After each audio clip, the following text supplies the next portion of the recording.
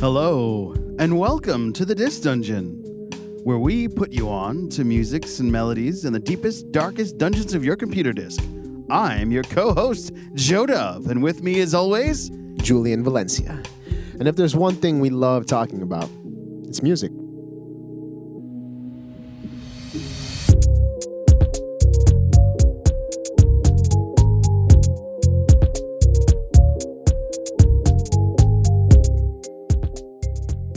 Julian. You're down in the dark depths of the Disc Dungeon, and I've found something. I may have lost you for a week, but I did not lose my music any longer. If you remember, last week I put you onto Seal number 4, and this album was lost from me for so many years because I sold my iPod when it was worth some money because I needed the money, and I didn't want to suck dick for money. So, that being said, I figured it's time for you to listen to some classics. I have 5,000 songs on that iPod, and I'm just going to spin the wheel at random, pick an artist, and shove it at you, and you're going to listen to it. Give me a week to dive into it and tell me what you think.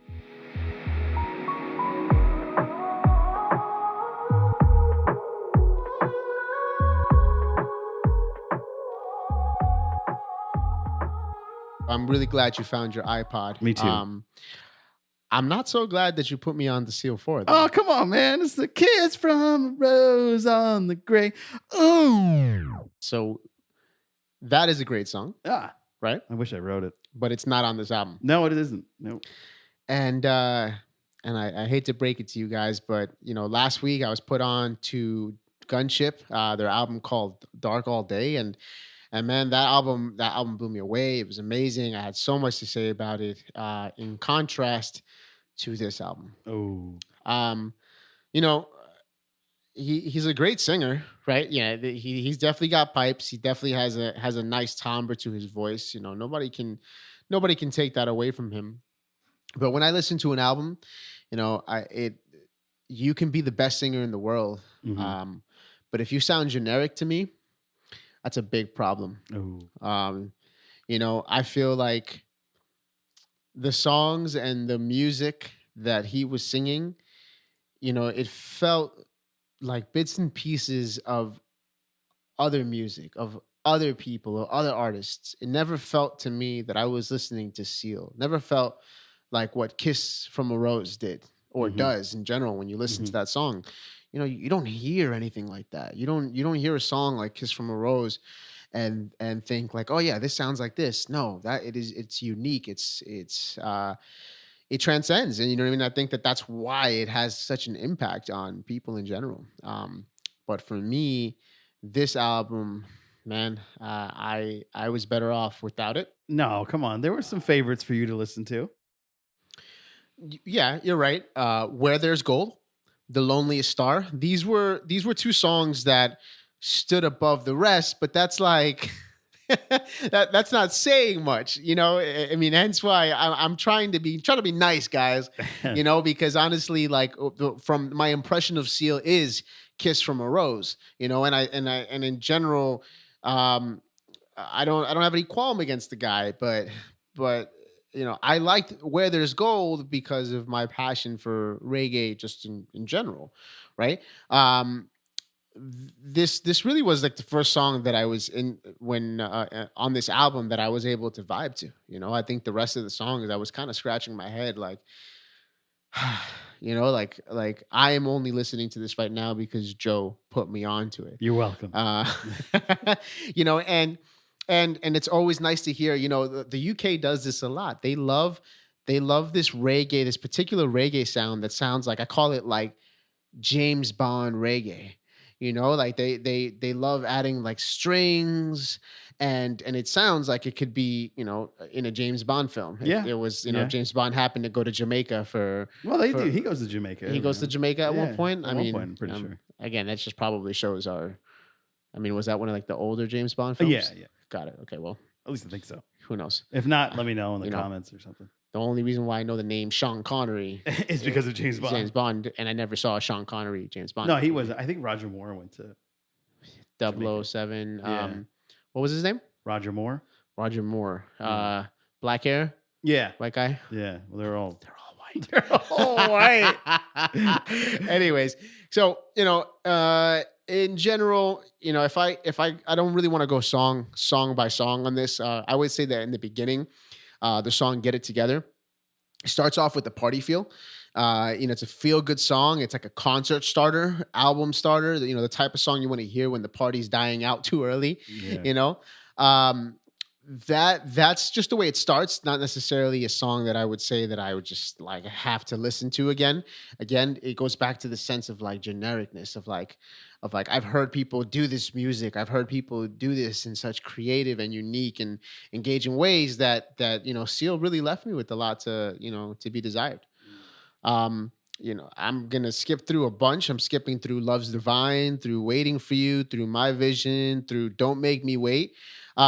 Let Me Roll, the keyboard riff on this song, it made me groove. The song was underwhelming otherwise, but the key riff on that was like, I was like, honestly, like I'd probably produce a song like that, Mm-hmm. But again, when you listen to a song, that level of musicianship and the level of the artist's composition and his songwriting, to me, they got to be like A balance. there has to be a balance between, and so the next song was Touch. Again, not much to say. From there, we have Where There's Gold. Again, I spoke on that already. This is the reggae James Bond type of song. What I also liked about the song, it's also very uplifting. But even that is not saying much because I would not go out of my way to listen to the song, I guess is what I'm trying to say. Yeah. This is not going to be on your playlist. No, it will not. It will not. It will be on the Dis Dungeon playlist. Though. Indeed. So you could give us your opinion. You might feel totally different. If you want to listen to this, just go to Spotify, Dis Dungeon playlist. The next song from here is The Loneliest Star. Actually, Loneliest Star. No, the. This song has a romantic feel. What stands out the most is the emotion behind Seal's melodies. The phrase, "I am the loneliest star from the sun," evokes a lot of imagery. He's a star, which in itself is majestic, but not as bright or big as the sun. He's no Sting. Oh, damn. Fighting words. At first, it seems like a love song, but I get thrown off when he says, "I'm young and I'm free." What does this mean? I have a theory. Seal is trying to explain to the love of his life that he can be balanced with their partnership, but he has to warn them that he will not lose his lavish party lifestyle because he's a party man, new king in town. It always brings a smile to my face to see Joe dance. Look out, Usher. If you wanna get to know us a little more personally and not just our voices, you can always check us out on YouTube as well. Yes, check us out on YouTube. Rate us on your favorite streaming platforms, including Spotify, iHeartRadio, and if you wouldn't mind, actually, even if you do, rate us on Apple Podcasts. Appreciate it. Appreciate you. The next song on Seal 4 album is Tinseltown. Honestly, we all know Hollywood sucks. It's literally the worst thing about America. But that tasteful sax solo, though. So again, I'm picking out the things that I liked, and in this song, I'm not going to say this is a song I'm going to go back to listen to, but if you had to, there could be worse things in the world. If I had to I'd fast forward to the sax solo. That's what I'm saying. And then at the end, the first song, "Get It Together," is reprised in an acoustic format. And, I like this reprise of the first song, pray to God or something or whatever you do. That's one of the lines that he says, and I love that. I love that because, it's very inclusive to say that. And I think that now in the age that we are, this album, I should say, it came out in 2003. So for him to say that then back in 2003 means so much because, we know the meaning of that. We know how important it is to just kind of understand that everybody's different. We all pray to different things. We all praise different things. We all find different things important, and that's okay. So Joe, again, and I say this sarcastically. Yes. Thank you for putting me on the Seal 4. Oh yeah, you're welcome, man. I know that was a spiritual journey musically that you've gone and it pierced your soul. and it's given you a new stewardship in life. It's And given me new. It's given my life new meaning. it has. You It know, has. that's It how really impactful that has. album was to me. This is a great moment in your life. But enough about Seal. Oh, Tell me what you thought about Tune Yards, specifically the album Who Kill. I absolutely adored it. It was very good. It was that prog rock realm that I absolutely adore. And I don't get why you don't like Dave Matthews Band.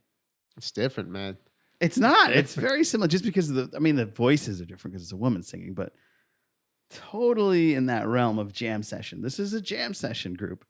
The Tune Yards is the Connecticut answer to Fantagram from episode 8, if you recall, way back in the beginning of our entry into the dark depths of the dungeon.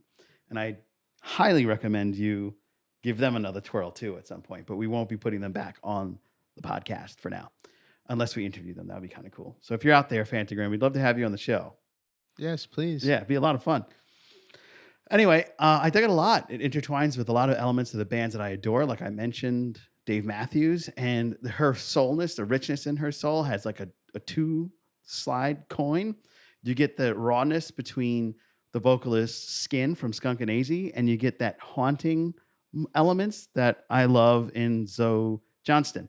So it's powerful and yet haunting at times.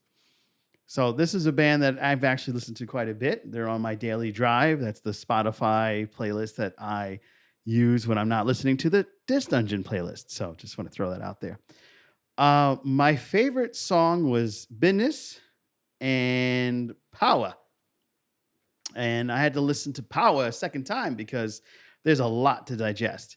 It has such a dope lullaby, and then it switches into a blues song. There's something really amazing about like having an artist throw something at you and then going, oh, did you like that? Well, here's this. And they just flip it out on you. And then all of a sudden you're getting like a whole nother song in a song. And I feel like a couple of the bands that you listened to and put me onto before have done that, including last week's band. That was typical of what I loved to listen to back in that day when I first found this band. You know, changing tempos, changing genre mid songs. Yeah. Yeah. This rocks me like a lullaby. I loved it. The bass and drum combo in the mid with the backup of the haunting vocals that I was mentioned in the beginning of my intro, it was just perfect. So unlike how your experience with Seal was, I felt this was cosmic for me because I got another, okay, if I'm sick of listening to Dave Matthews, I'm going to throw these guys in my playlist and start listening to them and just change it up. And that's why I have 5,000 songs on my iPod to put you onto. They won't all be Seal, don't worry. Business was one of my favorites, as I said earlier. I watched the music video and I realized that this band invented TikTok. That's right. I'm going to go out on a limb, and whatever it was before, I think it was Musical.ly before it was TikTok, because there was like some purchases and, oligopolies happen on the internets. The music is good, but there was the lip syncing that was only slightly off with all the little kids that were dancing around and bopping in the video, and that was super cute, and I was really interesting. The videos has a lot of visual throws to like Peter Gabriel and Goatee, now you're just somebody that I used to know, that guy. And, they have that like paint and stop motion. So I descended and dived deep into the musics with the amazing website, genius.com, just so that I could remember what the hell they said, because I'm not going to remember every 5 minutes. So it's get up, stand up, little Bob Marley nod, which is pretty sweet.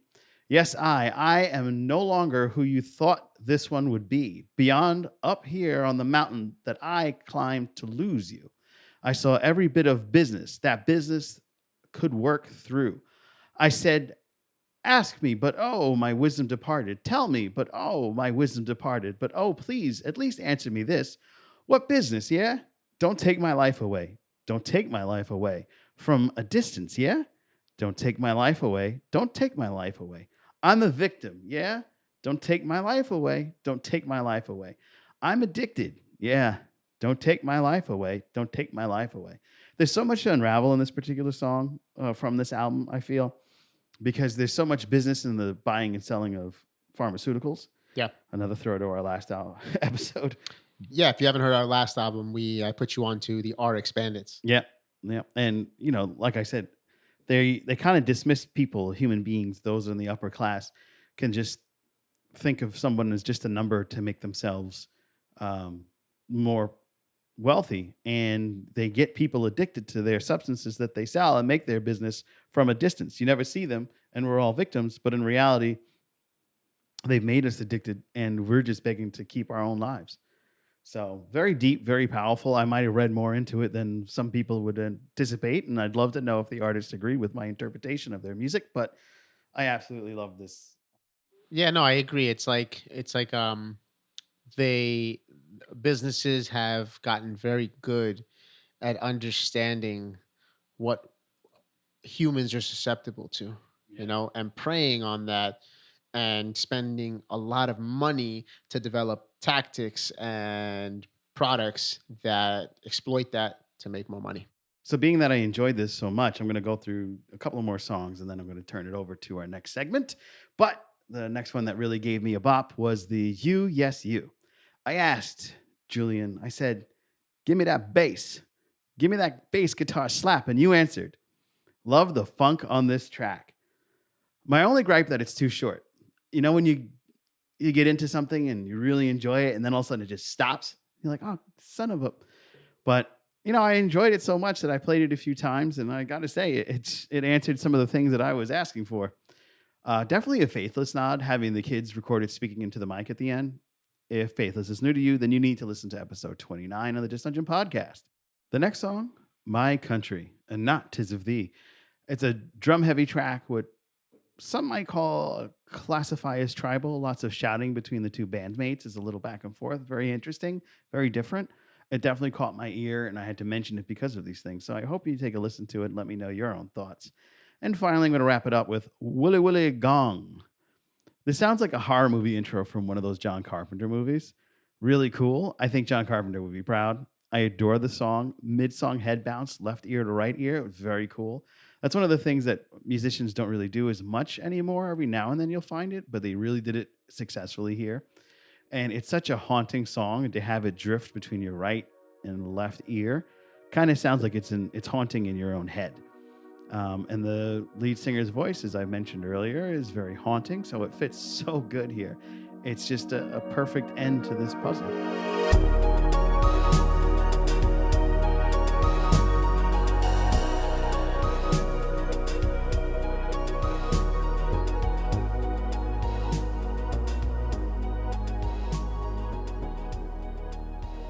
Guys, this week we decided to go with the theme of lost and found. We felt it was a very robust theme that we relate to, but I also feel like our audience as well, you listening to this podcast can relate to this as well. Literally, it means losing and finding an item or place where items are found. In 2020, I visited lost and founds frequently due to my mom's ongoing condition. I myself am currently taking B12 because, man, I am one forgetful, clumsy person, and I think that also plays into the fact that I used to smoke a lot of weed. Not anymore, though. Not anymore. Exactly. 7 months, guys. Clean as a whistle. Clean as a whistle. Straight as an arrow. In 2020, I think I lost my wallet 2 times. I lost a pair of AirPods, a good amount of money. There's obviously a pattern here. Metaphorically, though, we all get lost at some point in our life, and it becomes our life's purpose to find ourselves. At least for me, it did. Sorry for being so broad, but because I know that can mean anything. But for me, at least, losing myself meant drugs, bad relationships, not knowing how to set proper boundaries, healthy boundaries, practicing better habits, and loss could also feel like tune yards music, where at times you just don't know how to function. There's also something beautiful about being lost. You can only find yourself from that point on. This theme of lost and found, Joe, is something that I feel is necessary to the cycle of life. I think that we need to lose ourselves in order to find ourselves, because without that process, we'll never get anywhere farther. We'll kind of just stay in the same place. Yeah. We'll spin right round in a circle, like 2 lost souls swimming in a fishbowl. Oh, man. Year after year. You love doing that, don't you? I do. I do. For me, I literally lost my iPod because there was a short period after they discontinued the old wheel spinner iPod in 2014, which made it very valuable because the less something people have access to, the more they want it. So I sold it in 2016 because I needed the money, and I ended up selling it for nearly $1,000. That iPod was everything, though. I downloaded a ton of my favorite music, Fiction playing and um, industrial classics like Industrial Monk, heavy techno dance music you should listen to one day. Maybe I'll put you onto that next time. Really give everybody in your household a headache. But anyway, I digress. A great longtime friend of mine, I've known this guy since I was like 7, and he goes by the moniker of DJ Darkstar, was able to get me into industrial music. And he took me on a journey in 1993 through the wild rifts and stellar bass of otherworld music. So I ended up buying 8,000 songs and downloading some of his repertoire from his DJ times. And when I sold that iPod, all 8,000 songs, all everything that I had bought, just gone. So, but one thing was, I was in my mind finding myself the old wondrous world of backup. I was able to back up said iPod. So my iPhone didn't have the power to sustain all that music because I only had 63 gigs on it. But there was something about losing that music that put me in a daze. And coincidentally, because iPods have no value again, I ended up getting it for $20. So I found it. And because I backed up my computer with those songs, as soon as I plugged it in, that old silver steel son of a bitch, everything came back. All that music, all of those memories, all of those moments in my life that just flooded into my head, good and bad, just all came together. Then I kept spinning it around, twirling that wheel, running my finger across, just getting happy, blissful moments. So get ready, Julian. Bro, I have such a slew of new music to put you onto. And this I'm going to start with is in the realm of otherworldly. I'm going to start you with something that started an empire. And that's Mike Oldfield's Tubular Bells. This is a singer? Mike Oldfield is a musician. He was a studio guitarist at the Virgin Studios in London. Huh. So this is an instrumental album. Yeah. There's a couple songs on it. There's a couple of like lyrical moments on it, but it's overall instrumental. Okay. Well, that gives me an idea then, Joe. For episode 32, I'm going to put you on to a legendary instrumental album by Jay Dilla. The album is called Donuts. It came out in Donuts. 2006. Oh. And I think maybe next week we'll have ourselves a lyricless episode.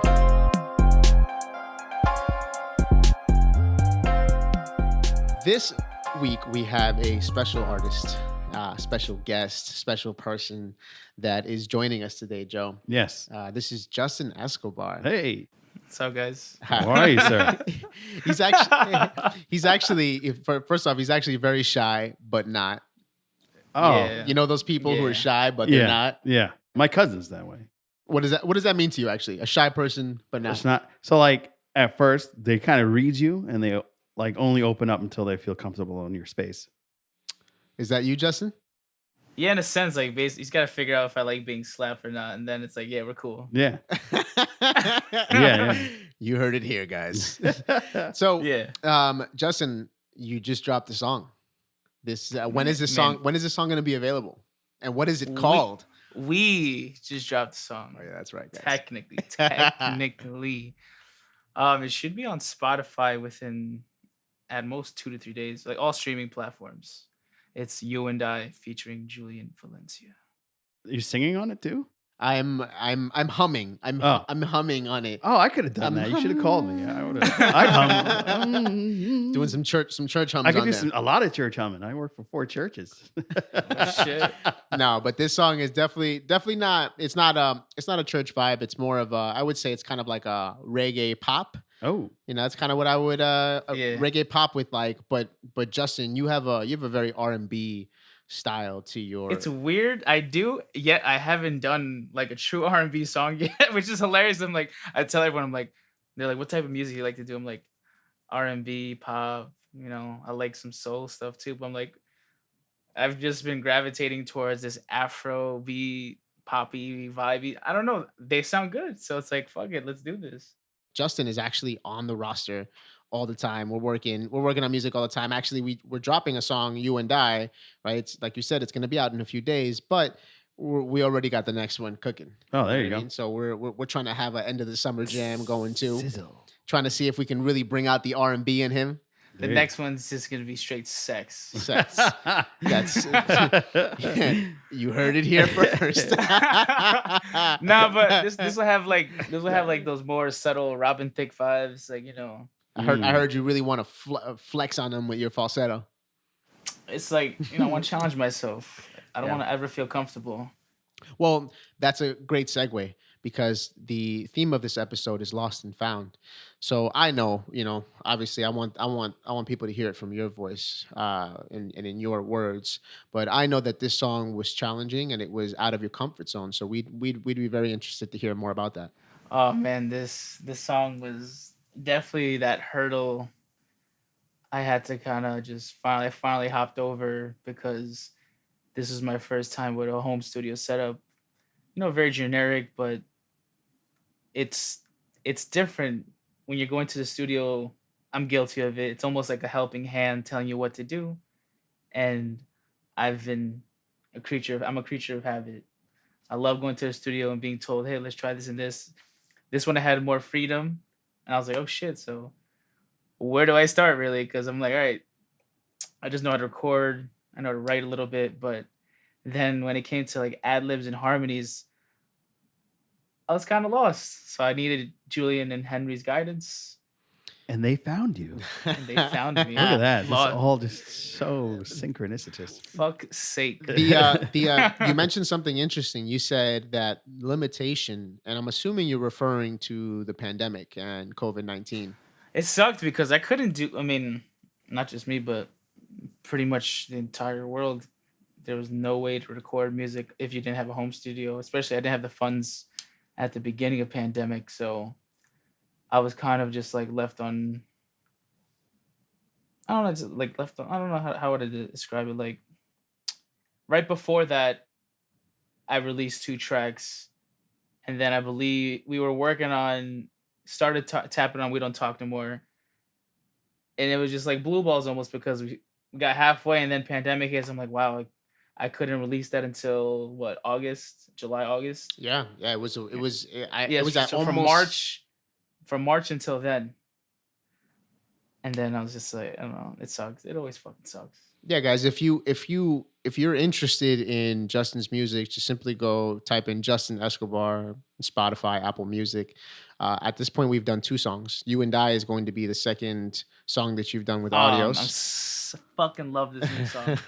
I felt the leveling up every day. Yeah, like dude. I literally would text Julian every other day or two. I'm like, all right, are we done? Are we there yet? Are we there yet? And I would always push you, and at times it, honestly, I was in I've been in your shoes, and I know how frustrating it can be because it can, when a product is done, it can seem like, oh, well, great. Well, that was, that was a great product, but what goes into it and understanding how ad libs work and what harmonies to use and what not to use.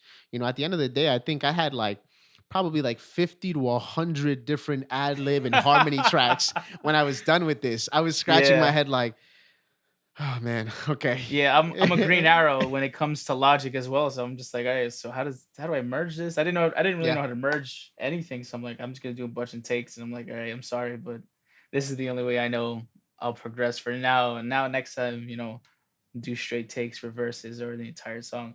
Yeah. But it was just I could not do one straight take of ad libs because my brain was just not at that level yet.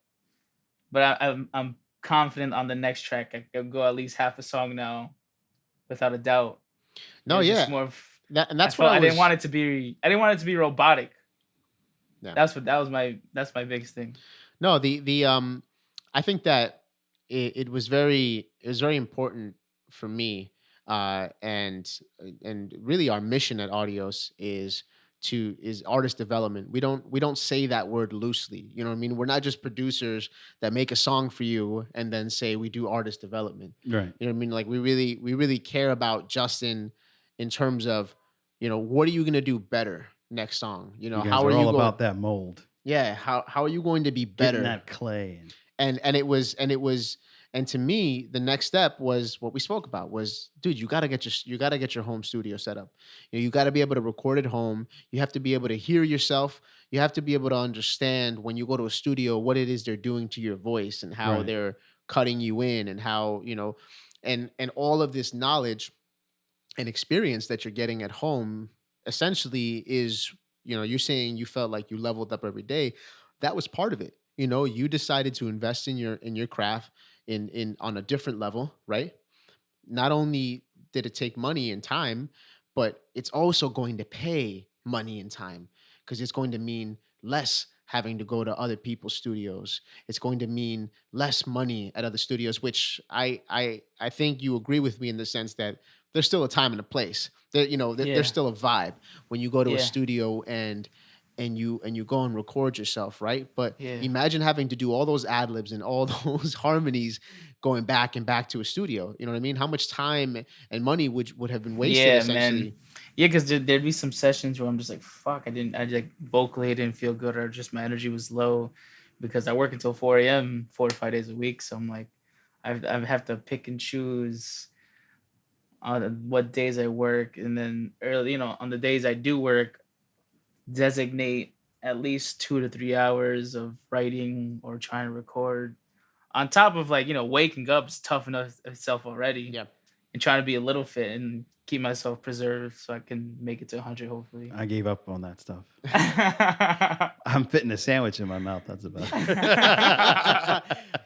Well, dude, Joe, I know you had a Yeah, couple I was questions just for curious Justin. because I'm learning about you. This is our first interaction, and Yeah, I'm yeah. going to be listening to your music afterwards. So, of course, I'm a music connoisseur. As I Uh-huh. absorb food, I also absorb music, and some of the stuff that gets me for an artist is like, what set your course on your music journey? Like, what's the jump off point for you? What was it that you decided? You know what? F all this. I'm going to be an amazing musician. Well, it is. I think there comes a time and place where you have to accept reality a bit. Not saying that I'm not looking to make millions of dollars, but this is something I see myself doing if I make no money. So I have just as much fun, but I still designate time because it's also a release for me. It's therapy Mhm. on top of all the craziness going on.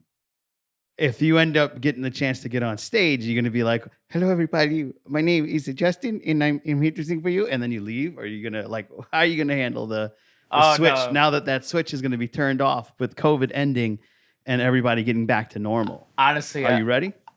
I'm ready. Well, luckily I bartend in Ah, in Westchester, Blind Pig of Westchester, shout out.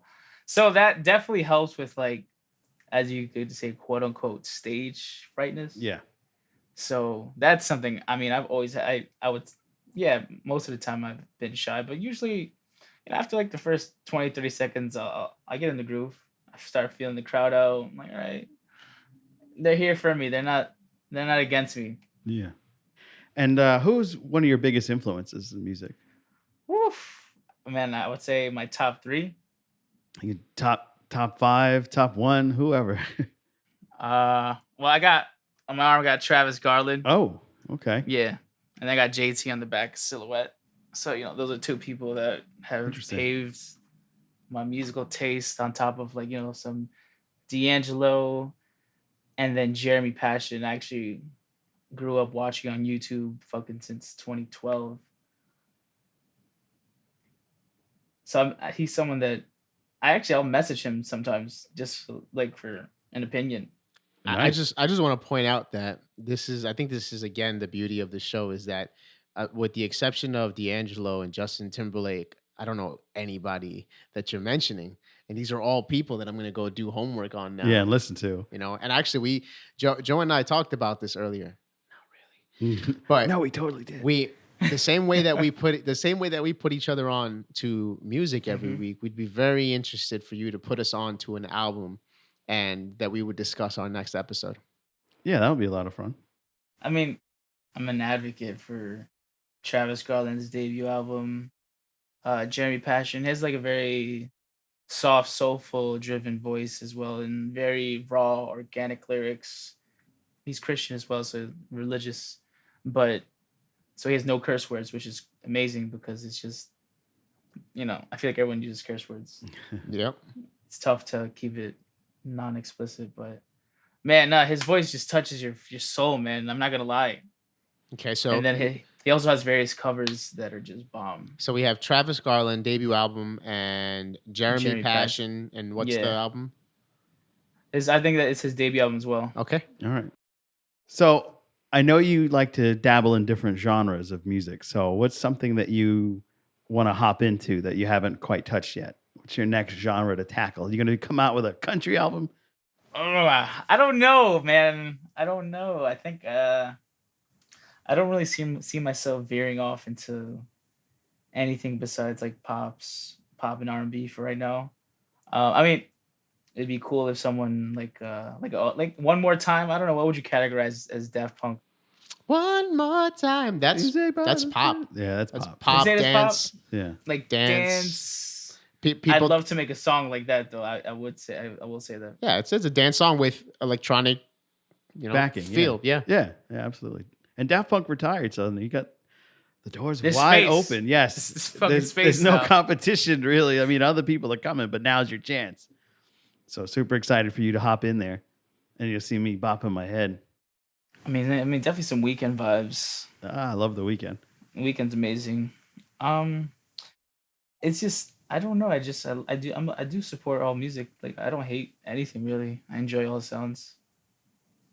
I feel like you can't really say I hate this and that because that could block a creativity for maybe your next song or inspiration for something that gives you an idea. You talked about how you've been more in this like Afrobeat Yeah. type of space, and that's kind of what if the audience or you, Joe, are not aware of that, this song is right down my alley. I mean, if you know my musicianship, I thrive in the reggae and the Afro, you know what I mean? Oh yeah, I know. In reggaeton and stuff like that. And this was this was like the compromise, right? Where we did, we did some reggae, but then he sang it the way Justin would sing it. So we've learned a little bit about your music. We've learned a little bit about your influences. Like we mentioned at the beginning of the section, lost and found. It can mean many things. It can literally mean like you lose your favorite pair of Ray-Bans, and you either find it or you don't in the lost and found. Or it could mean, more of a metaphorical way, like, you lost yourself and you found yourself. And we just like to know, to kind of end off this section, something, if you'd be willing to share with us, something of that metaphor that you can relate to. Last year sucked. Yeah, that's true. So I think the hardest, obviously, it's going to get sad, but my uncle passed away. So, and it's hard to talk about, so give me a second. I'm sorry. That shit hurt. So my uncle supported my mother behind the scenes, which I wasn't even aware of. So stuff like small little things that he would help my mother and sister out, I found out afterwards. So I was just like, fuck, like that's a hard gap to fill in. And during that time, luckily things started to reopen in June, July. So I was fortunate enough, work was going all right. I finally moved out just because my sister was also having a nephew. So I was like, all right, I want to make space for him, baby Chase. In reality, at first I thought moving out, I'd be like, I'm going to be broke, I'm going to have no money. But it actually, I like 180'd everything on top of my bills, cleared all my debt. I think just got to do a couple taxes, but we're not going to talk about that. This isn't the IRS. It's like, you're under arrest. It's the IRS. It's like, this is an elaborate scheme. We'll worry about that next year. Yeah, but it definitely taught me just to be an adult. Just be responsible. I'm definitely gonna tell you I wasted my money the last few years, especially when you deal with fast cash and not prioritizing what and where you want to put your money. So I'm fortunate enough where I work somewhere. I also love the hospitality industry, so I want to be involved in a bar, and if it could be where I'm at right now, that'd be even better. But I want to be a provider. I had to fill that gap that my uncle left. So then, call Chad, my nickname Justin, I had to step up. So I think that was probably the best feeling, knowing that at least on top of bills being paid, I can throw, a couple little something towards them if they ever need it. And I want them to do that because that's what he did. And that makes me feel good. So you lost an uncle and now you're the Yeah. uncle. Wow, what an amazing journey. It was fucking, so I was like, yeah, like now I'm Uncle and Theo Freddy. So it's like, sheesh. Theo. Yeah, that's exactly what this episode's about. Yeah. You know what I mean? Because I think that what really sparked this idea is that everybody can relate to this. You know what I mean? I don't think that anybody goes through life without having these types of moments, and we obviously have. If you, hopefully, Justin, you'll listen to the rest of this episode when it airs, And you share it with your friends and subscribe to the podcast. Yeah. and you'll learn a little bit course. about us as well during 2020 and just our Yeah. stories of being lost and found. Yeah. And So, guys, for anybody who's listening, again, this is Justin Escobar. His new single will be out You in a and I. few days. It's called "You and I," and we're actually going to give you a little preview of that right Yeah. now. She couldn't look me in the eye. Baby girl, what's on your mind? If it bothers you, then tell me. I don't wanna see you cry. I don't wanna lose you, baby. Open up your mind.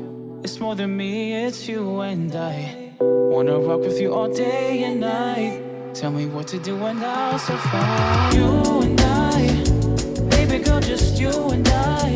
Let me open up your heart tonight while we look up at the sky. You and I, baby girl, just you and I. Don't have to put your guard up. Let me open up your mind. Don't know how to deal with the past, cause I'm numb. We're learning all the basics. Good things take time, and I'm sure of my intentions. When you're looking back, don't forget that the journey is a blessing. Well, that was great. That actually went really well. what a guy. I really like his song. It was so good. I can't wait to see what you guys do together next. Yeah. We're I think this end of the summer bop is going to be hopefully another level for him. Yeah. Hot Boy Summer. Hot Boy Summer. Yeah. I think that should be like the name of the name of an album or a compilation or a album. boy group. Yeah. A boy band. Yeah, Hot yeah. Boy Summer. Hot Boy Summer. And they only drop albums in the summer. Yeah, that's every time it's dropped. That makes a lot of sense.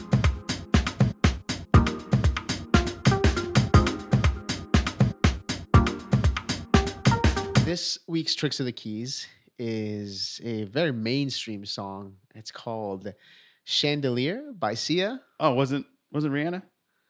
Rihanna. They sound the same to me. Wow. I guess that's how you feel when I talk about Sting or Seal or No. other individuals that I don't know their names. Maybe. Maybe. Guys, Like but Holyfield. you guys know the song on the chandelier, the chandelier. I'm glad you're handling the vocals on this part. Don't know the words, but I'm gonna trick you tonight with the keys of the night. Guys, this song, this was a surprise to me because at first, this really does sound like a song where just this girl is just going crazy. She's partying hard. But when you dive deeper, again, thank you, genius.com, for helping us, not only providing the lyrics, but also a lot of the annotations that are on there are very helpful to understand the depths of this song. And, in the Diss Dungeon, We got to dive deep. Exactly. We try to go as deep as possible. And you start to understand that this song is kind of it's a cry for help.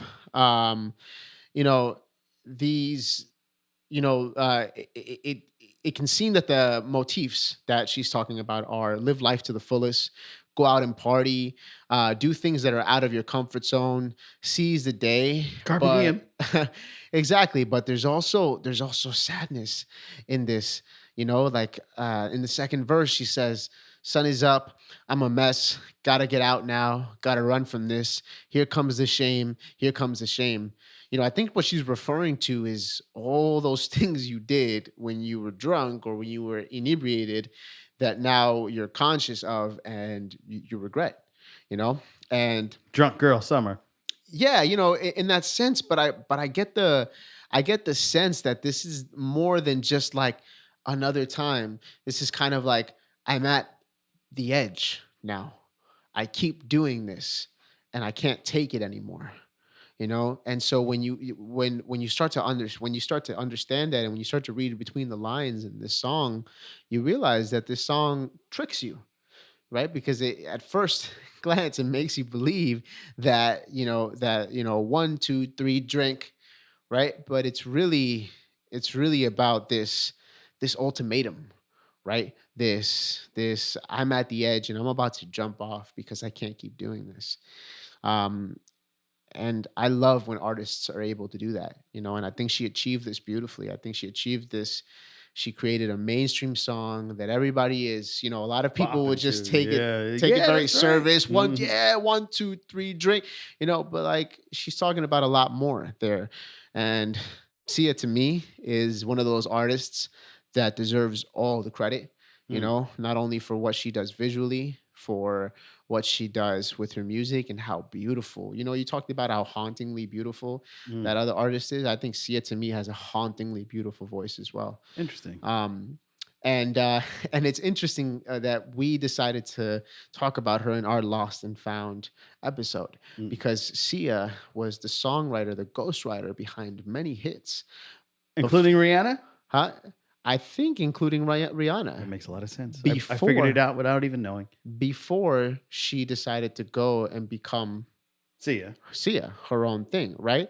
So I wouldn't say that she was necessarily lost, but I do know that she was lost in the concept of what the music industry wanted to portray. And they didn't think that Sia fit that image, right? So she got lost in that sauce, right? But when she found herself, when she finally understood that her power was in the message that she was going to give and in the talent that she had to give the world, you know, we found Sia.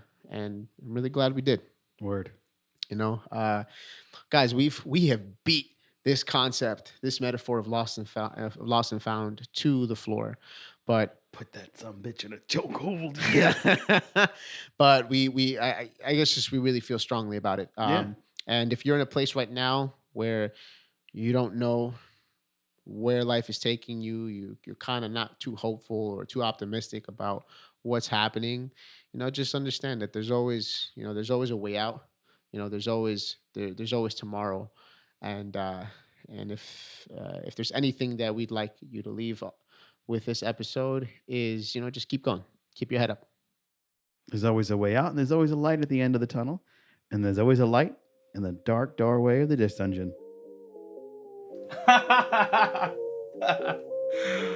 Y'all had me in tears almost. How dare you?